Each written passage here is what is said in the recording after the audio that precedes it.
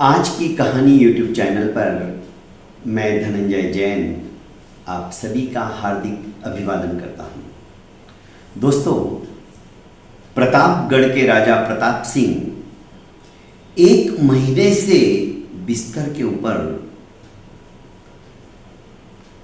किसी अत्यधिक बीमारी के कारण से मानो पड़े हैं और उनकी वो बीमारी दिन पर दिन बढ़ती ही चली जा रही है।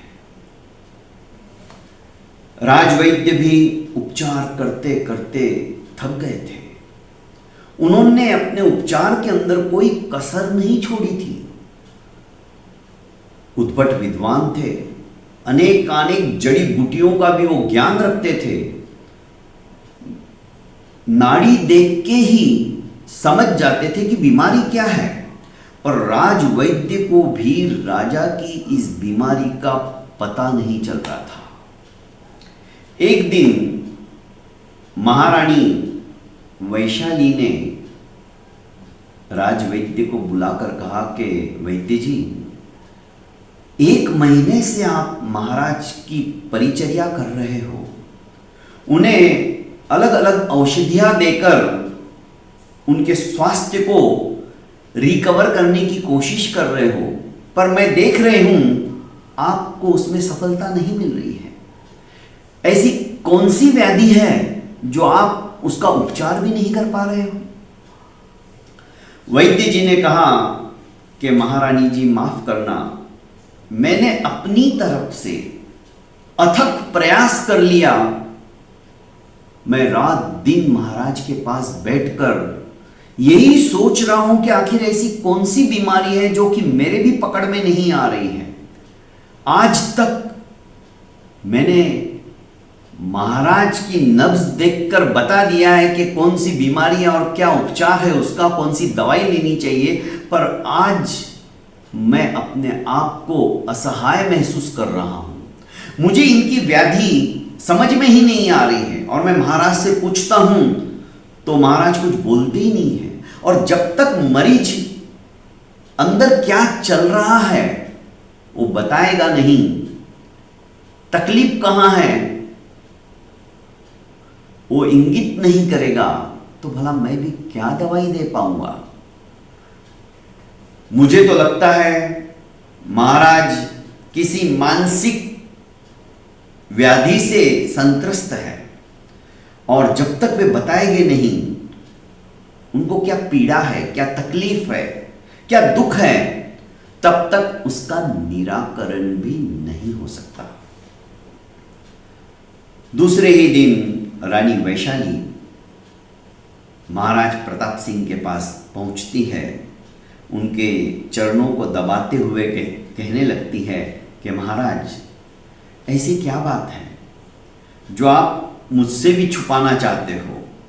ऐसी कौन सी बीमारी आपको ग्रसित कर रही है जो आप बताना नहीं चाहते हो?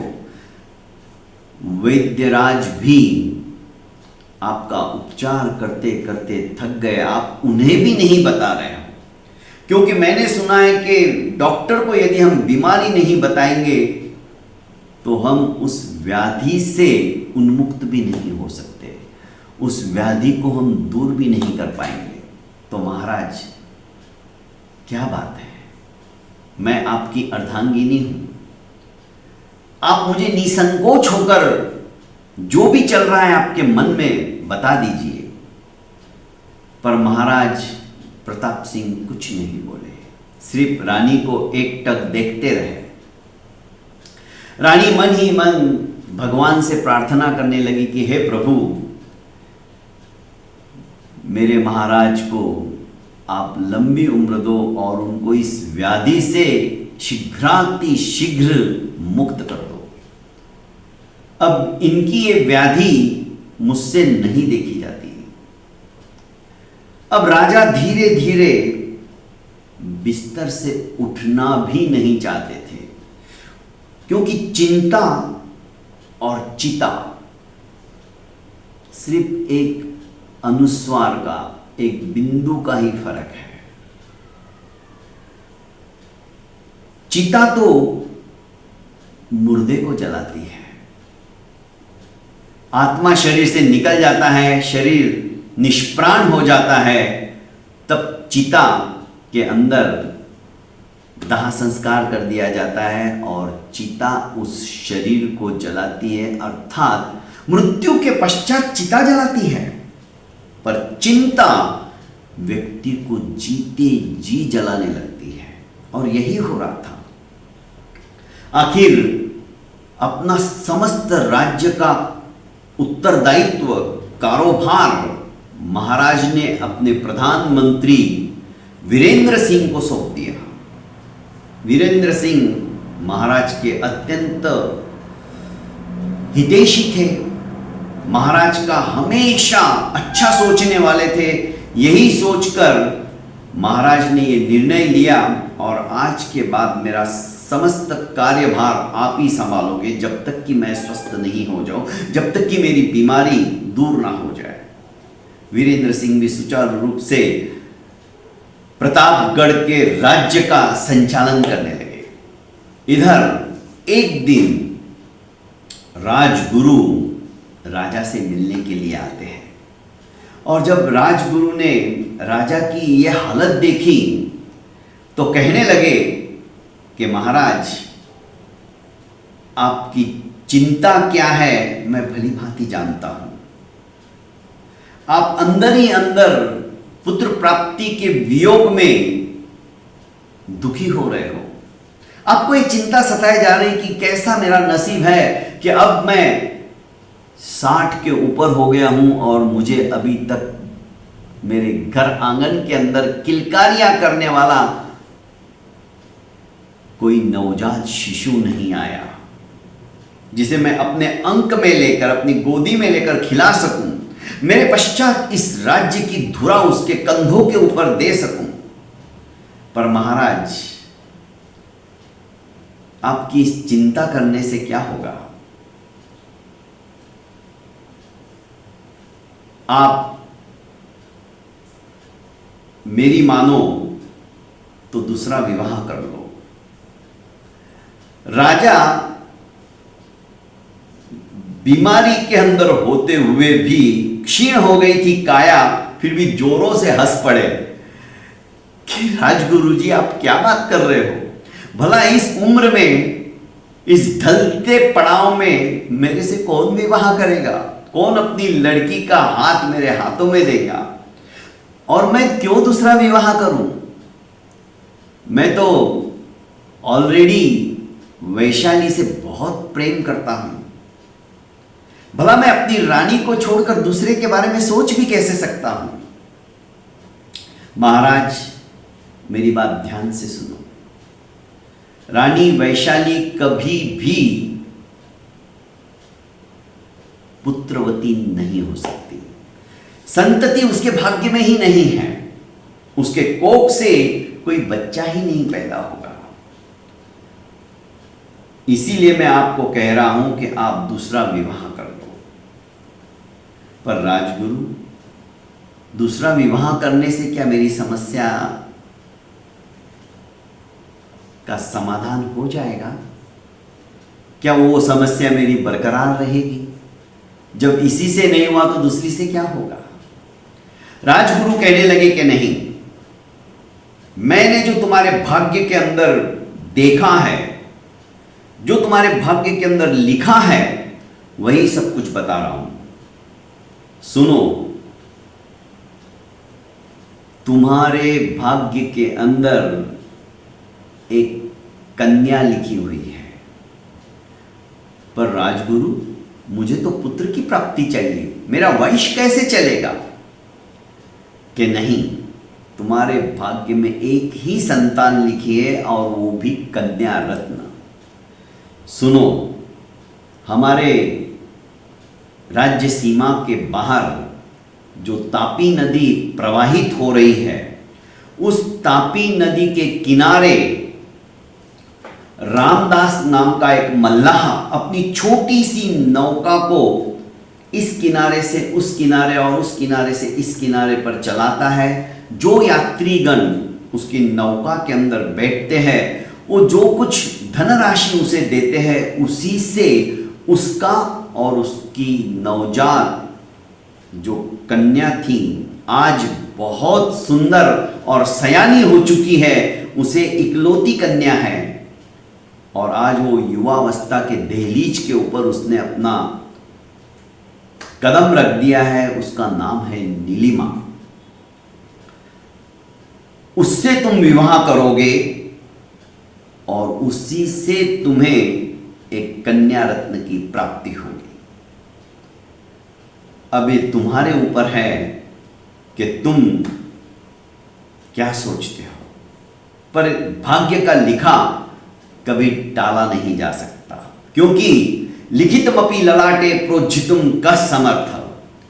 जो ब्रह्मा जी ने ललाट के ऊपर लिख दिया है, भाग्य विधाता ने जो लिख दिया है, उसे आप बदल नहीं सकते हो। यही नियति है।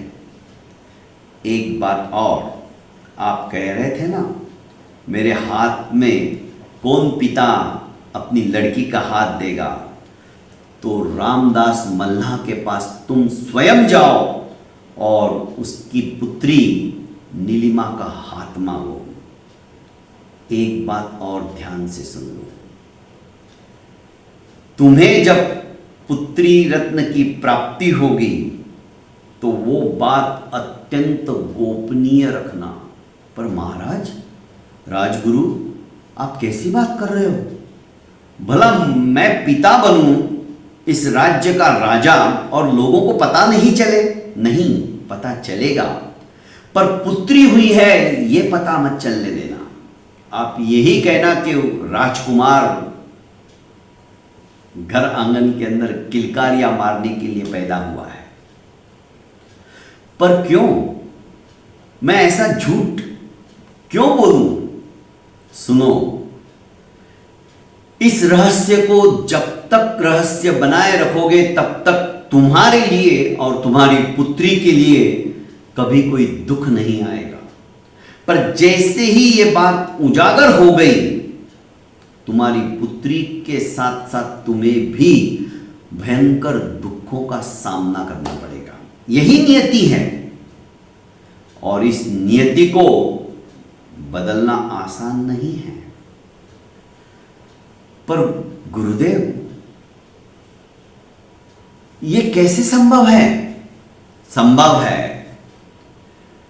तुम चाहो तो सब कुछ कर सकते हो। जैसे ही पुत्री रत्न की उत्पत्ति होगी, तुम नगर में डिंडोरा पिटवा देना कि राजकुमार आया है, और ये बात रानी वैशाली को भी और नई रानी नीलिमा को भी बता देना, वरना तुम्हारे जीवन के अंदर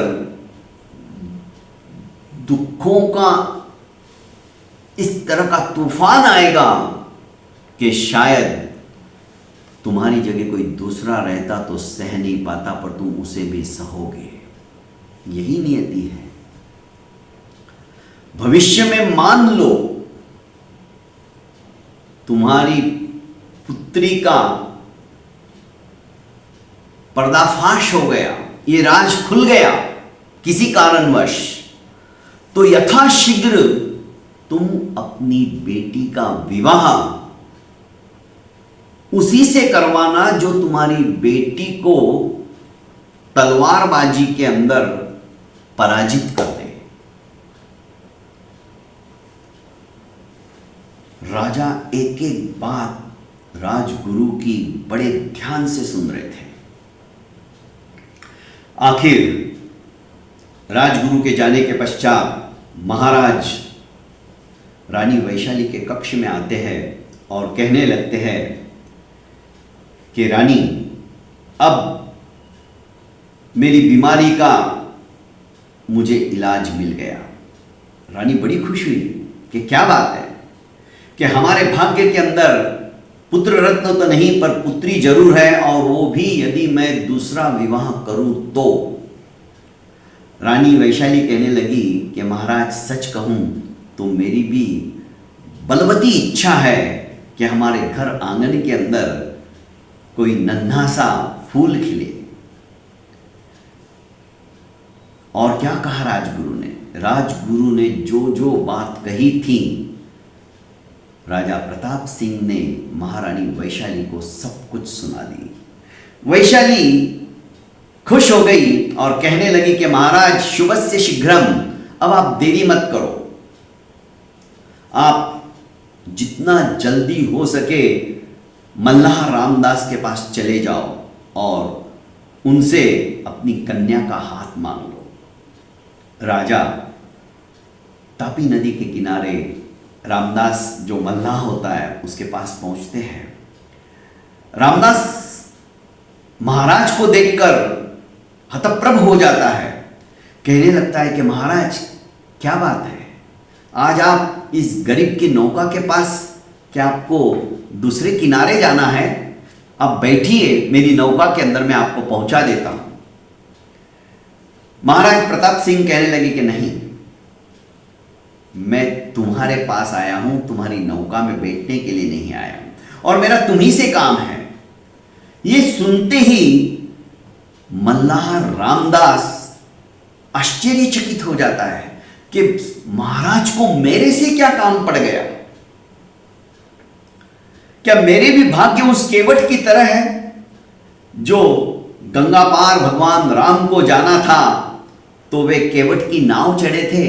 ये महाराज मेरे से काम के कारण से आज मुझे मिलने आ गए, चाहते तो मुझे दरबार में भी बुला सकते थे। वो अपने आप के भाग्य के ऊपर इतना ही रहा था। महाराज ने कहा कि रामदास, मैं तुम्हारी पुत्री से विवाह करना चाहता हूं, क्या तुम सहर्ष मेरे साथ उसका विवाह संपन्न करा सकते हो? अपनी बेटी के साथ विवाह की बात सुनकर रामदास का चेहरा उतर गया। वो सोचने लगा कि किम कर्तव्य मूड हो गया, मैं क्या करूं? रामदास को इस तरह से चिंताग्रस्त देख महाराज प्रताप सिंह ने कहा, क्यों रामदास जी, क्या मेरा प्रस्ताव अनुचित है? क्या तुम नहीं चाहते कि तुम्हारी बेटी राजघराने की पटरानी बने? नहीं नहीं महाराज, मैं तो अपने भाग्य के ऊपर इतरा रहा हूं कि मेरी बेटी के भाग्य इस तरह से। हाँ, और ये सब कुछ मैं अपने राजगुरु के कथनानुसार कर रहा हूं। राजगुरु की चर्चा पूरे नगर में इसी तरह से व्याप्त हो चुकी थी जिस तरह से सूर्य का प्रकाश। उनकी कही हुई बात कभी भी अन्यथा नहीं हो सकती थी। मल्लाह रामदास तैयार हो गया। उसने कहा कि महाराज मुझे मंजूर है, और अच्छा सा मुहूर्त देखकर राजा प्रताप सिंह का विवाह नीलिमा के साथ में हो जाता है। धूमधाम से विवाह होता है। नीलिमा के पास में बड़ी रानी वैशाली आती है और कहने लगती है कि नीलिमा, तुम मेरी छोटी बहन जैसी हो, तुम्हें इस राजभवन में कभी भी कोई तकलीफ, कोई दुख नहीं आने दूंगी, और यदि कुछ तकलीफ महसूस हुई तो तुम मेरे पास दौड़ी चले आना, मैं उस समस्या का समाधान कर दूंगी। मैं तुम्हारी बड़ी बहना हूं। रानी नीलिमा बड़ी खुश हो गई। उसने वैशाली के चरण स्पर्श किए और कहा कि हाँ दीदी, आपका जब मुझे इतना प्यार मिलेगा तो दुख तो दूर ही रहेगा। कालांतर में 3 महीने के पश्चात रानी वैशाली ने महाराज प्रताप सिंह को सूचना दी कि आप बहुत जल्द पिता बनने वाले हो, क्योंकि नीलिमा ने मुझे बताया। राजा बड़ा खुश हुआ। जो दाई नीलिमा की सेवा शुश्रूषा करने के लिए आती थी, राजा ने उसके अलावा कोई दूसरा उसके पास ना जाए ऐसी व्यवस्था कर दी थी, क्योंकि राजा अपना भविष्य जान चुका था। नीलिमा का भविष्य जान चुका था, होने वाली पुत्री का भविष्य जान चुका था।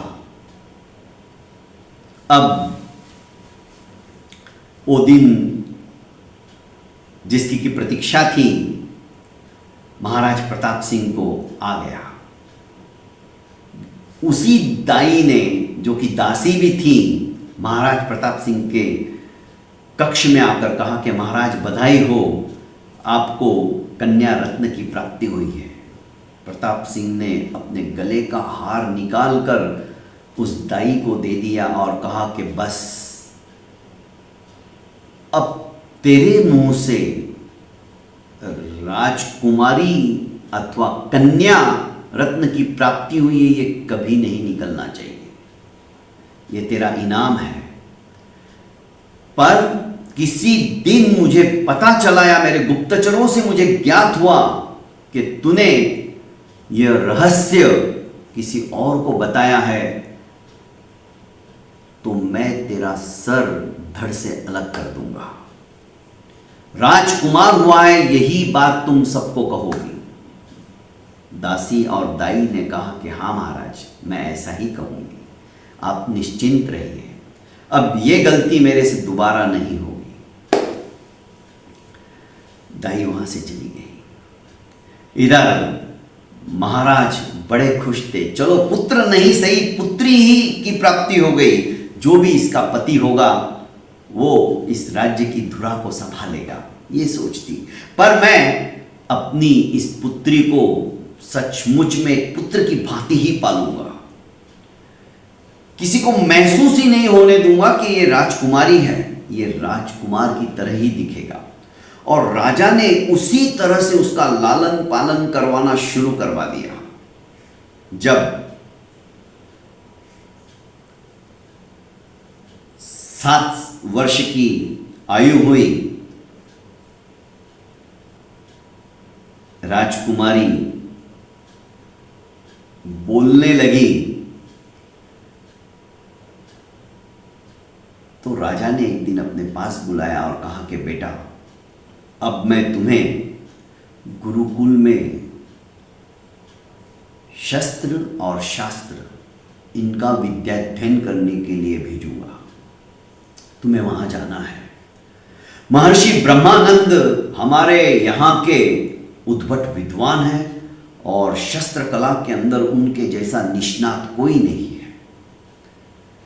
पर एक बात हमेशा ध्यान रखना, तुम गुरुकुल में जब सवेरे पढ़ने के लिए जाओ तो अपने कक्ष से तैयार होकर जाना, राजकुमार के ही वेश में जाना।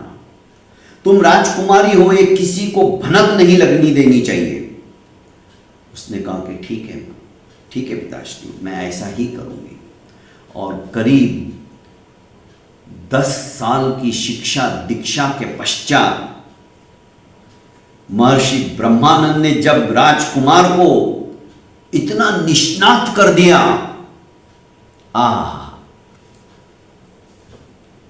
भव्य दिव्य ऐसा उत्सव मनाया गया कि राजकुमार जैसा कोई है ही नहीं। राजा ने, प्रताप सिंह ने उसका नाम रूपसेन रखा, जबकि रूप राजकुमारी थी। राजकुमारी रूपा रूपसेन के नाम से ही पहचानी जाने लगी। अब होता क्या है, जब शिक्षा दीक्षा पूर्ण हो जाती है, राजकुमारी तलवारबाजी के अंदर इतनी निष्णात हो जाती कि कोई भी उसे हरा ही नहीं सकता था। महर्षि ब्रह्मानंद जी ने सभी तरह से उसको शिक्षित किया, दीक्षित किया और एक योग्य राजकुमार का राज सिंहासन के ऊपर बैठने के लिए जो काबिलियत चाहिए वो सारा ज्ञान दिया। जब उसकी शिक्षा दीक्षा संपन्न हो गई तो महर्षि ब्रह्मानंद ने कहा कि अब तुम जा सकते हो। जब रूपसेन अपने राजमहल आए तो भव्य स्वागत किया गया।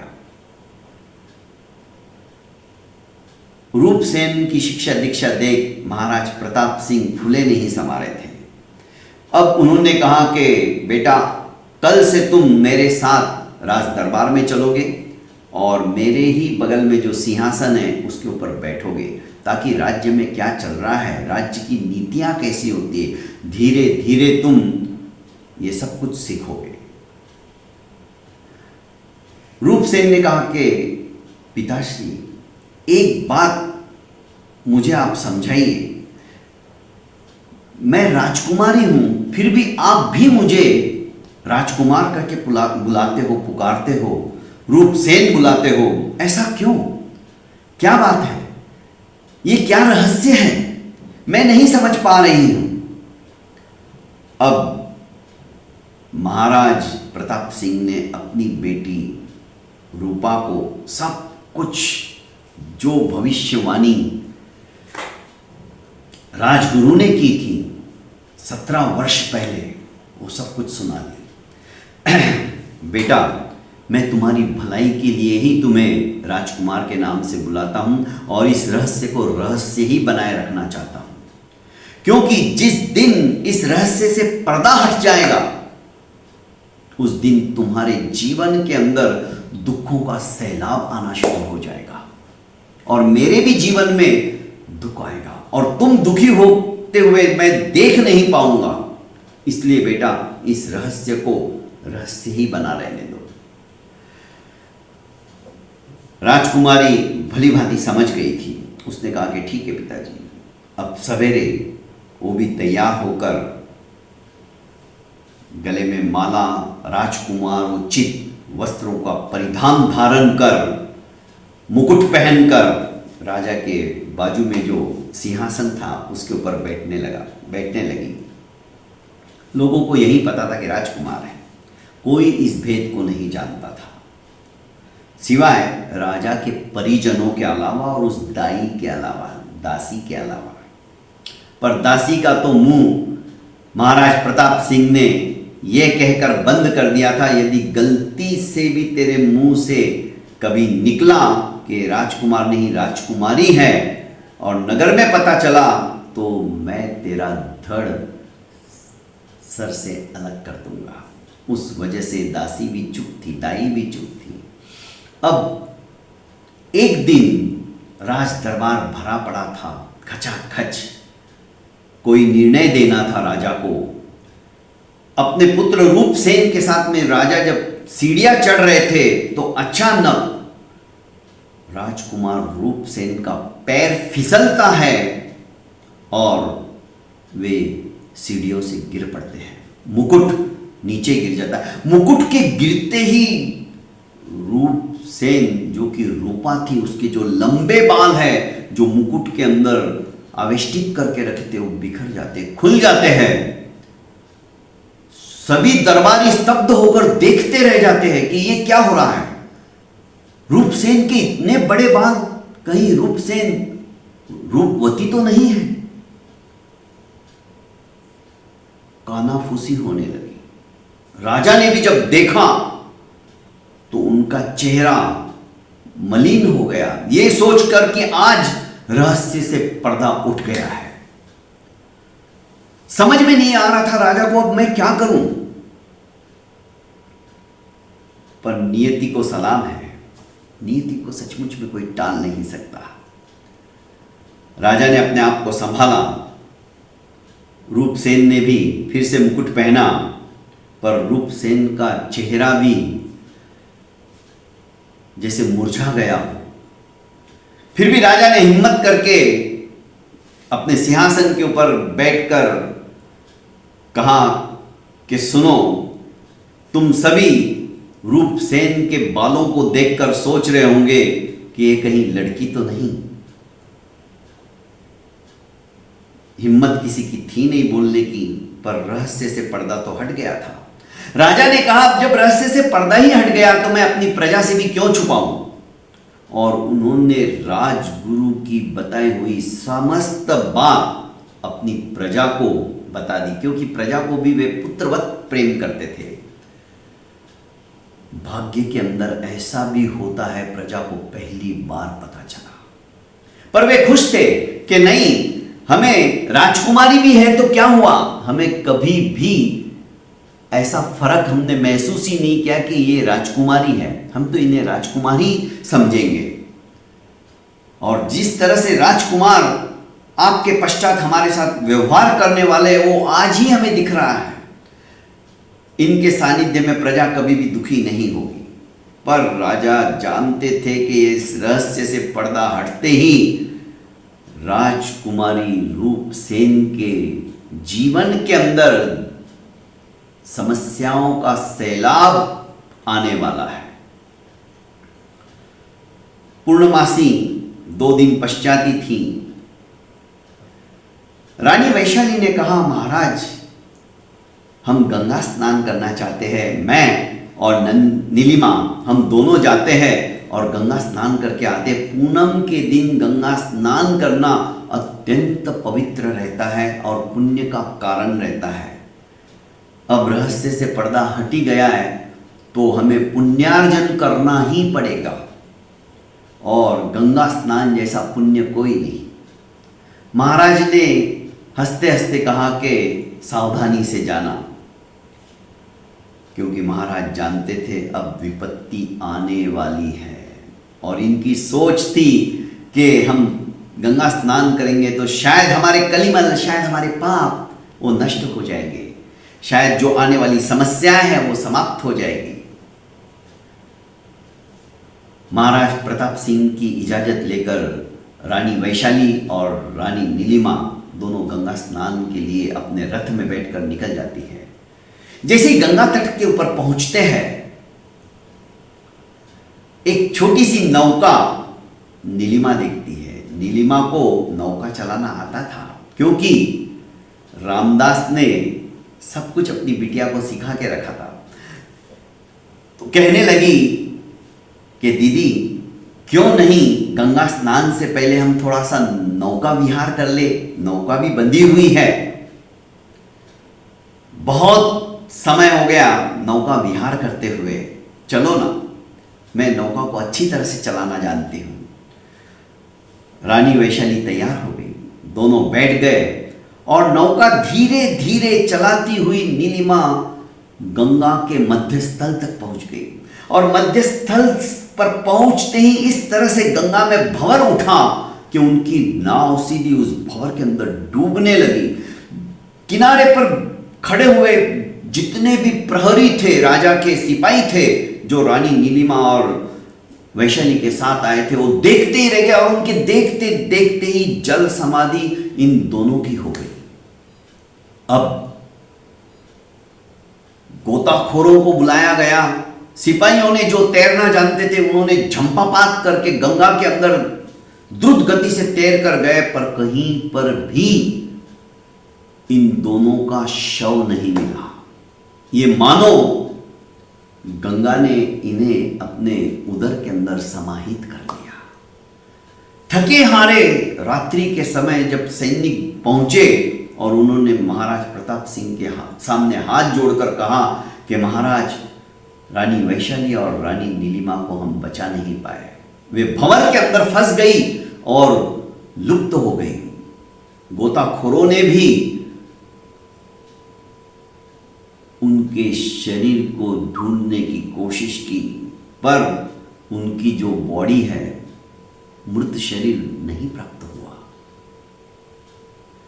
महाराज प्रताप सिंह समझ गए कि ये सब नीति का खेल है, ये होना ही था। संकटों का पहाड़ अब शुरू हो गया है। जैसे ही रूपसेन को जब पता चला, जो कि रूपा थी, वो अपने आप के भाग्य को दोष देने लगी कि मैं ही अभागन हूं, जो मेरे पैदा होते ही जो भविष्यवाणी की गई थी कि यदि मेरा पर्दाफाश होगा, इस रहस्य से उद्घाटन होगा, रहस्य को जो लोग जान जाएंगे कि मैं राजकुमार नहीं राजकुमारी हूं, मेरे जीवन में विपत्तियां आना शुरू हो जाएगी। और आज मेरी दोनों माएँ चली गई, मैं अपने आप को माफ नहीं कर सकती। बहुत दुखी हो गई, रो कर उसका हाल बेहाल हो गया। राजा प्रताप सिंह ने उसे समझाया कि बेटा, अपने आप को संभालो और इतना मजबूत करो कि आगे न जाने क्या क्या विपत्तियों का तुम्हें सामना करना पड़ेगा। इसी बीच राजगुरु फिर से आए और कहने लगे कि महाराज, राजकुमारी को सुदृढ़ बनाने के लिए एक मंत्र का जाप करना ही होगा, वरना राजकुमारी हतोत्साही हो जाएगी और राजकुमारी को ये कभी मत होने देना। आज से ही इस मंत्र का जाप शुरू कर दिया। मंत्रों में वो ताकत होती है कि हमारे अशुभ कर्मों को भी थोड़ा कमजोर बनाकर उसे समाप्त तो नहीं कर सकते, पर कमजोर बनाकर उसे सहन करने की ताकत वो हमें दे सकते हैं। खैर, मंत्र का जाप शुरू हो गया। अब राजा के दिमाग में था कि जैसे इस रहस्य से पर्दा हट जाता है, राजकुमारी का विवाह ऐसे व्यक्ति के साथ कर देना है जो कि राजकुमारी को तलवारबाजी में हरा सके। और राजा ने घोषणा करवा दी, पूरे राज्य के अंदर बड़े बड़े तलवारबाज आने लगे और राजकुमारी के साथ में युद्ध करने लगे, पर कोई भी राजकुमारी जो कि रूपसेन के नाम से जानी जाती थी टिक नहीं पाता था, हार जाते थे। आखिर राजा ने कहा कि दूसरे राज्यों के अंदर भी तुम ये घोषणा करवा दो। घोषणा करते करते विजयगढ़ के राजा ने जब सुना कि अरे,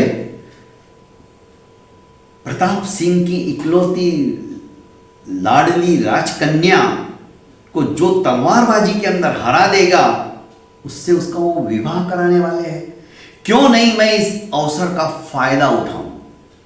यदि मेरे सेनापति धृतसेन को मैंने वहां पर भेज दिया और कहा कि जाओ तलवारबाजी में उस राजकुमारी को हरा दो, तो शायद उस राज्य की सीमा के ऊपर भी हमारे विजयगढ़ की पताकाएं लहराएगी, वो राज्य भी मेरे अधीन हो जाएगा। विजयगढ़ के राजा ने, विजय सिंह ने धृतसेन जो अपना सेनापति था बुलाया कि सेनापति, मैं चाहता हूं कि तुम प्रतापगढ़ जाओ और राजकुमारी को तलवारबाजी के युद्ध में पराजित करके आओ। यदि तुमने ऐसा कर दिया तो तुम ही प्रतापगढ़ के भविष्य में राजा बनने वाले हो, तुम्हें वो राज्य में चलाने के लिए दे दूंगा। धृतसेन को विश्वास नहीं हो रहा था कि महाराज आप क्या कह रहे हो। हाँ, वो राज्य जब हमारे अधीन हो जाएगा तो उस राज्य की धुरा को तुम संभालोगे, क्योंकि राजकुमारी के साथ में विवाह होने के बाद में वो राज्य तुम्हें ही मिलने वाला है। धृतसेन के मन के अंदर लड्डू फूटने लगे। जैसे ही धृतसेन प्रतापगढ़ जाने की तैयारी में जाने के लिए उद्यत हुआ, इधर विजयसेन जो कि विजयगढ़ के राजा सोचने लगे, अरे धृतसेन मन ही मन सोच रहे, तुम तो मेरे एक सिर्फ मोहरे हो। एक बार प्रतापगढ़ के ऊपर हमारी विजय पताका फहरने लग गई, तुम्हें तो मैं मक्खी की तरह निकाल के दूध में से जैसे फेंकते वैसे फेंक दूंगा। और इधर धृतसेन बड़ा खुश हो रहा था।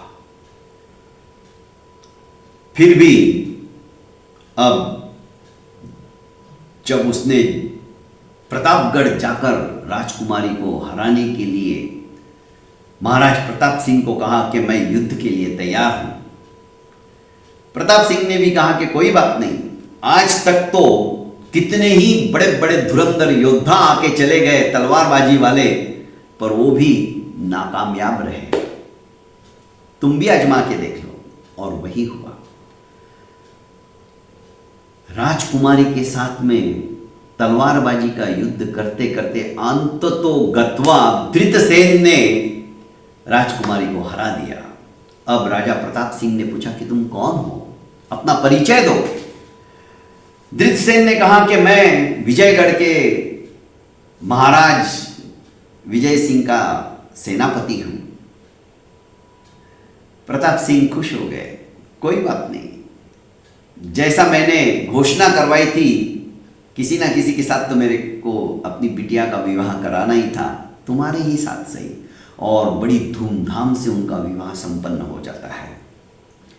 धृतसेन जो कि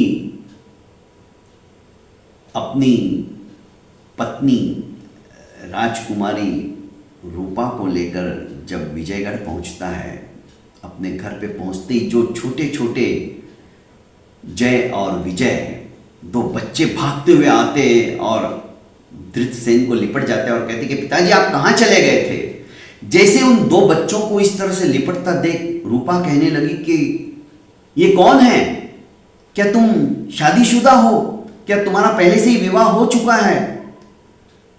उसने कहा हाँ, ये दोनों जय और विजय मेरे ही पुत्र है, पर तुमने मुझे पहले क्यों नहीं बताया। रूपा को पहली बार झटका लगा, पर वो समझ गई कि ये सब मेरे ही कर्मों का फल है। मेरे जीवन के अंदर ये दुख तो आने ही वाला है। अपने आप को उसने बहुत संभाला। इधर धृतसेन जब विजयगढ़ के महाराजा विजयसेन के पास पहुंचता है तो कहने लगता है कि महाराज, आपके कथनानुसार मैंने विवाह भी कर लिया, जबकि मैं पहले से ही विवाहित था, 2 बच्चों का बाप हूं। पर यह जानकर भी उसे थोड़ी तकलीफ तो हुई है, पर वो मेरे साथ सहर्ष रह रही है कि बस अब हमें सिर्फ एक ही चिंता है कि कब राजा प्रताप सिंह, क्योंकि अब तो काफ़ी वृद्ध हो गए हैं और उनकी लड़की भी अब ब्याह कर तुम लेके आ गए हो, तो राजा एकाकी अब इस वियोग को सहन नहीं कर पाएंगे और धीरे धीरे वो अपनी आयुष्य को समाप्त करेंगे, बीमार रहने लगे हैं। गुप्तचरों से सब कुछ पता चलता था। जैसे ही वे मरेंगे तुम राज सिंहासन के ऊपर बैठ जाओगे, तुम वहां के राजा बन जाओगे। धृतसेन को विजयगढ़ के नरेश विजय सिंह लालच दिए जा रहे थे। इसी बीच रूपसेन के पेट के अंदर अंकुर प्रस्फुटित हो गया, गर्भवती हो गई। उसे भास हो गया कि मैं अब 9 महीने के बाद एक बच्चे को जन्म दूंगी। इसी बीच खबर आई कि महाराज प्रताप सिंह का स्वास्थ्य बहुत ज़्यादा खराब है।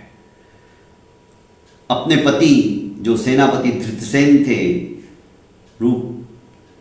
रूपा ने कहा कि मेरे पिताजी की तबीयत बहुत ज़्यादा खराब है महाराज की, तो मैं जाना चाहती हूँ।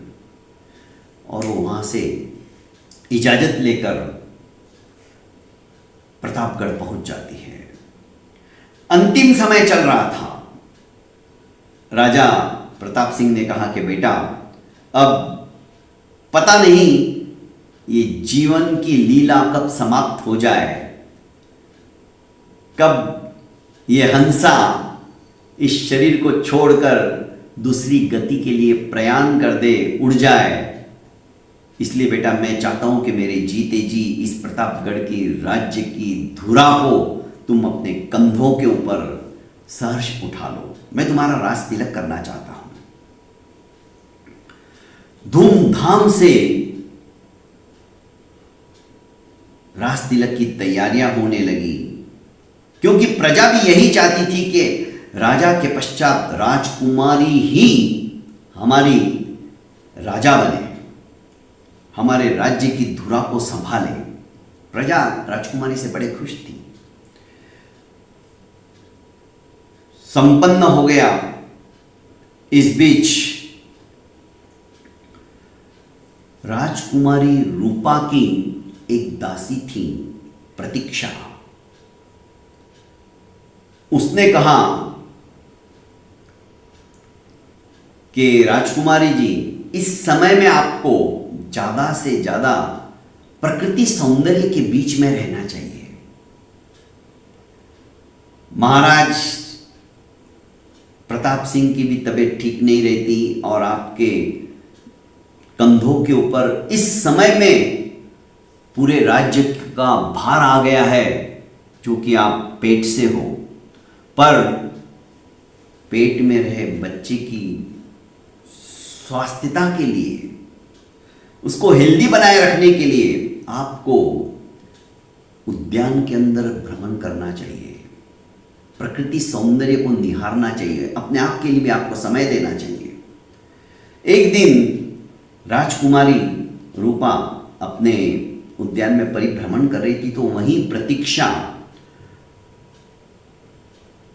अपने एक बाल सखा जिससे कि वो विवाह करना चाहती थी और वो भी उससे विवाह करना चाहता था और वो सेना में भी था,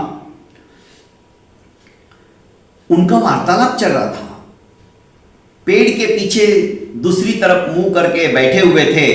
राजकुमारी दबे पांव उधर आई तो उनका वार्तालाप सुनकर वो समझ गई कि दोनों प्रेमी हैं। उसके प्रेमी ने कहा कि अब जल्दी से विवाह कर लो। तो प्रतीक्षा कहने लगी दासी कि नहीं, जब तक राजकुमारी रूपा मुझे आदेश नहीं देंगी कि हाँ अब तुम विवाह कर लो तो ही मैं तुमसे विवाह करूंगी, वरना नहीं। क्योंकि राजकुमारी रूपा की आज्ञा के बगैर मैं कुछ भी नहीं करूंगी, क्योंकि राजकुमारी की अत्यंत सन्निकट रहने वाली दासी कम, उसकी सहेली ज्यादा थी। वो ये बात जब रूपा ने सुन ली तो सोचने लगी ये तो दोनों प्रेमी प्रेमिकाएं हैं, अब मुझे यहाँ पर इनकी बातें ज़्यादा देर तक सुनना उचित नहीं है, ठीक नहीं है, और वहाँ से दबे पांव चली गई। इन्हें पता भी नहीं चला। सायंकाल के समय इन दोनों को बुलाया और कहा कि मैं चाहती हूँ कि तुम दोनों विवाह के सूत्र के अंदर आबद्ध हो जाओ, और दोनों का धूमधाम से विवाह करा दिया गया। इस बीच प्रतापगढ़ के महाराज प्रताप सिंह, जो कि अपने बेटी के प्रसव के पहले ही उस परमपिता परमेश्वर के प्यारे हो गए, राजकुमारी को बड़ा दुख हुआ कि ये कैसे कैसे संकट मैं देख रही हूं। आज पिताजी भी मेरे से अपना साथ छोड़कर हमेशा हमेशा के लिए चले गए। पहले मेरी दोनों माएँ चली गई। मैं कितनी अभागन हूं, अपने आप को कोसे जा रही थी। इधर जैसे ही ये समाचार अपने पति धृतसेन को देने के लिए किसी गुप्तचर को भेजने की तैयारी करने लगी, तो इसके मन में आया क्यों नहीं मैं अपनी प्रतीक्षा को ही भेज दूं। तो सारे समाचार बताया और कहा कि तुम जाके धृतसेन को फटाफट यहाँ पे बुला लाओ कि तुम्हारे ससुर जी काल कलवित हो गए हैं। तो प्रतीक्षा जाने लगी, तो साथ में जो सेना के अंदर इसका पति था प्रतीक्षा का, जिसका विवाह रूपा ने ही करवाया, उसने कहा तुम अकेली क्यों जाती हो, मैं भी तुम्हारे साथ चलता हूं। और वे दोनों चल पड़े। जब पता चला धृतसेन को तो वो मन ही मन तो बड़ा खुश हुआ कि अब उस राजगद्दी के ऊपर मुझे बैठने से कोई रोक नहीं सकता। वो फटाफट आनंद फानन में इन दोनों को भी लेकर महाराज विजयसेन के पास पहुंचता है। विजयगढ़ के राजा बड़े खुश होते हैं। अब जब परिचय कराया गया तो प्रतीक्षा ने कहा कि ये मेरे पति है और ये भी सेना में ही है। धृतसेन के मन के अंदर लालच तो था ही, पर राजा कुछ और ही सोच रहा था। उसने कहा कि धृतसेन, ये जो सेना के अंदर सेनापति की पद जैसी इसकी पदवी है, इसको भी अपने षड्यंत्र के अंदर शामिल कर लो, इसे बुलाओ, मैं इससे कुछ मंत्रणा करना चाहता हूं। दासी प्रतीक्षा भी कक्ष के बाहर ही टहल रही थी। ये तीनों अर्थात विजयसेन राजा, धृतसेन जो उसका सेनापति था, और प्रतीक्षा के पति जिसकी अभी अभी विवाह हुआ था, ये तीनों गुप्त मंत्रणा करने लगे। महाराज विजयसेन ने कहा कि देखो, बहुत जल्द धृतसेन प्रतापगढ़ के राजा बनने वाले हो, और यदि तुम भी इनके सेनापति बनना चाहते हो, जबकि अभी तुम सेनापति नहीं हो, सिर्फ एक सिपाही हो, पर सेनापति जैसी तुम काबिलियत रखते हो, तुम यदि सेनापति बनना चाहते हो प्रतापगढ़ के, तो हमारे साथ सम्मिलित हो जाओ। इसके मन में भी लालच जागृत हो गया। रूपा ये सब कुछ बाहर से रूपा की दासी प्रतीक्षा सब कुछ सुन रही थी। उसने कहा, हाँ महाराज, बोलो मुझे क्या करना है। तुम्हें कुछ नहीं करना है, सिर्फ और सिर्फ वहां जाकर, क्योंकि वो सब शोक के अंदर व्यस्त रहेंगे और हम इधर से आक्रमण करने वाले हैं, उसी का फायदा उठाकर, और मैं धृतसेन को राजा बनाने वाला हूं। तुम्हारी सेना सोई हुई रहेगी, शोक के अंदर संत्रस्त रहेगी। किसी ने स्वप्न में भी नहीं सोचा होगा कि विजयगढ़ के राजा आक्रमण कर देंगे ऐसे समय में। मुझे क्या करना है? तुम्हें यही करना है कि सारे गुप्त दरवाजों का रहस्य, कितने सैनिक हैं, कितनी तोपें हैं, कितने हथियार हैं, युद्ध सामग्री कितनी है, ये सब कुछ जो गुप्त बातें हैं हमें बतानी होगी। और राज्य के सुदृढ़ किले को भेदने के लिए कौन से गुप्त रास्ते भी है, वो भी तुम्हें शीघ्रातिशीघ्र हमें बताना होगा, ताकि उस तरह से हम युद्ध की नियोजना कर सकें। ठीक है महाराज, या वहां पहुंचते ही मैं आपको यह बता दूंगा। धृतसेन ने कहा कि तुम पहले पहुंचो, मैं भी यथाशीघ्र वहां पर पहुंचता हूं। इन दोनों को रवाना कर दिया। प्रतीक्षा और उसके पति दोनों चलने लगे। जैसे ही नगर की सीमा समाप्त हुई विजयगढ़ की, रूपा की दासी प्रतीक्षा ने कहा कि तुम क्या मंत्रणा कर रहे थे? तुम कितने बड़े शत्रु हो हमारे राज्य के। अरे, तुम्हें राज्य के प्रति, अपने देश के प्रति तनिक भी सहानुभूति नहीं है। तुम मेरी, जिसने हमारा विवाह कराया, मेरी सखी, मेरी मालकिन रूपा के लिए तुम ऐसा सोच रहे हो? ऐसा षड्यंत्र, राज्य के ऊपर आक्रमण करके जो निरपराध प्रजा है उन्हें तुम समाप्त करने की सोच रहे हो, और उस राज्य के सेनापति बनने के लिए। अरे, रानी को यदि हमने कह भी दिया तो हमें हंसते हंसते बना देगी, पर तुम इस तरह से कर सकते हो? देखो प्रतीक्षा, मैं अब ज्यादा देर तक प्रतीक्षा नहीं कर सकता हूं। ऊंचा पद पाने के लिए मैं कुछ भी कर सकता हूं। इतना सुनना ही था कि तुम राजद्रोही हो। मैं तुम्हें अपने जीते जी तुम्हारा यह सपना कभी पूरा नहीं होने दूंगी। और प्रतीक्षा ने अपनी तलवार निकाली और एक क्षण के अंदर उसके पति को यमघाट पहुंचा दिया। उसने सोचा भी नहीं था कि प्रतीक्षा इस तरह से मेरे ऊपर तत्काल हमला कर देगी, मेरी पत्नी होकर भी।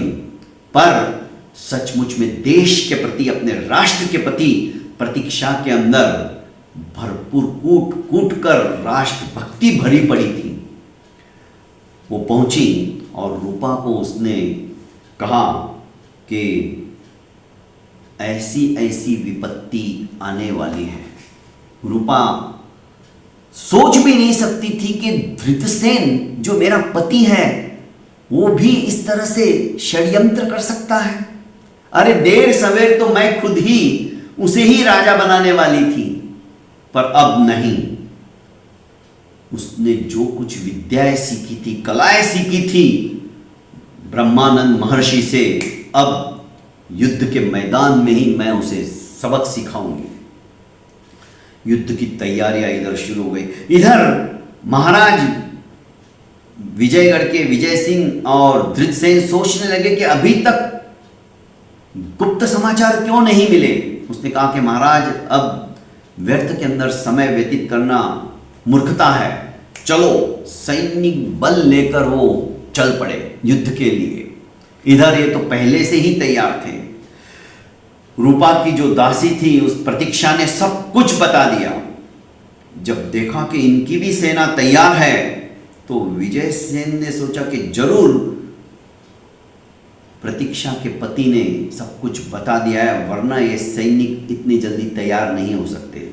तो इन्होंने अपनी चाल बदल डाली। धृतसेन ने कहा कि ठीक है, अब जो भी है मालूम पड़ गया तो कोई बात नहीं, मैं जाकर एक बार अपनी पत्नी से अर्थात राजकुमारी से रूपा से मिलता हूं और कहता हूं कि तुम होकर मुझे ये राज्य सिंहासन दे दो, मुझे राज तिलक कर दो, तो ये युद्ध नहीं होगा, अन्यथा मरने के लिए तैयार हो जाओ। यदि होके ही मैं राजा बन जाता हूं महाराज, तो व्यर्थ के अंदर रक्तपात करने से क्या फायदा। राजा विजयसेन ने भी सोचा कि बात तो सही कह रहा है, और प्रतापगढ़ की सेना के सामने मैं टिक नहीं पाऊंगा, ये विजयगढ़ का राजा जानता था। उसने कहा कि ठीक है, ये प्रस्ताव भी सही है, तुम जाओ। और जैसे ही रानी रूपा के पास उसका पति धृतसेन आता है और कहने लगता है कि तुम मुझे ये राज्य के ऊपर अपना राजा स्वीकार कर लो, बना दो, तो शायद हमारे यहाँ के महाराज ये युद्ध नहीं करेंगे, वरना बिना मतलब रक्तपात हो जाएगा। राजकुमारी रूपा हंसने लगी और कहने लगी कि धृतसेन, तुमने ये कैसे सोच लिया कि राज्य मैं तुम्हें सुपुर्द कर दूंगी? तुम्हारे जैसा नीच व्यक्ति मैंने नहीं देखा। पहले तो तुमने मुझसे ये छुपाया कि तुम पहले से ही शादीशुदा हो, तुम्हारे दो बेटे हैं, फिर भी मैंने सहन कर लिया, पर अब राज्य सर्वोपरि है। इस राज्य को मैं तुम्हारे जैसे नीच व्यक्ति के हाथ में कभी नहीं सौंप सकती। उसने उसी समय तलवार निकाल ली और अपने ही पति धृतसेन के पेट के अंदर आर पार निकाल दी और तलवार को बुरी तरह से मरोड़ दी। सारी आंतें बाहर निकल गई धृतसेन की। उसने स्वप्न में भी नहीं सोचा था कि राजकुमारी मेरे साथ में, मेरी ही पत्नी ऐसा भी करेगी। इतना ही नहीं, वो मर रहा है या क्या कर रहा है, अपनी सेना को आदेश दिया और आक्रमण करने की घोषणा कर दी। चंद घंटों में ही विजयसेन की सेना गाजर मूली की तरह कटने लगी। ये सब देख विजयगढ़ के विजयसेन ने भागना ही मुनासिब समझा और उल्टे पैर अपनी जान बचाने के लिए फिर से वो विजयगढ़ की तरफ कूच कर गया। प्रतापगढ़ की सेना जीत चुकी थी। मंत्र का उपयोग जो हो रहा था, मंत्रोच्चारण जो हो रहा था, उस मंत्र के कारण से धीरे धीरे अब रूपा के जीवन से भी विपत्तियां दूर होने लगी। कालांतर में रूपा ने सोचा कि मैं तो भारतीय संस्कृति में पली पोसी हूं, महर्षि ब्रह्मानंद ने मुझे ब्रह्म ज्ञान भी सिखाया है, तो उन बच्चों का क्या होगा। उसने धृतसेन की जो पहली पत्नी के 2 बच्चे थे उनको भी अपने पास बुला लिया, उनको भी शिक्षा दीक्षा देना शुरू कर दिया कि इनका क्या दोष, इन्होंने क्या गुनाह किया। वो भी उन्हें अपने बच्चे की तरह पालने लगी और कालांतर में राजकुमारी रूपा ने भी एक सुंदर राजकुमार को जन्म दिया। इसके पश्चात राजकुमारी रूपा के जीवन में कोई भी संकट नहीं आ पाया और राजकुमारी अपने इन 3 पुत्रों को उचित शिक्षा दीक्षा स्वयं देने लगी। और उसने कहा, जीवन के अंदर समस्याएं आएंगी, जीवन के अंदर संकट आएंगे, जीवन के अंदर नियति को हम बदल नहीं पाएंगे, पर आध्यात्मिक साधना के अंदर वो ताकत है, वो बल है। हमारे जो वेदों के अंदर लिखे हुए मंत्र तंत्र यंत्र है, वो हमारी विपत्तियों के ऊपर हमें सक्षम बनाकर उन दुखों को सहन करने की ताकत जरूर देते हैं। तो दोस्तों, कभी भी विपत्ति के समय में घबराओ नहीं, संकटों के समय में डरो मत।